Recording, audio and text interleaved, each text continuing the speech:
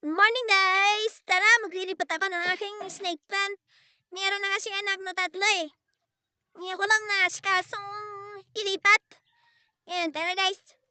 Samahan niyo ako maglipat nito. O, sino may gusto? Pag-iwalayin mo yun.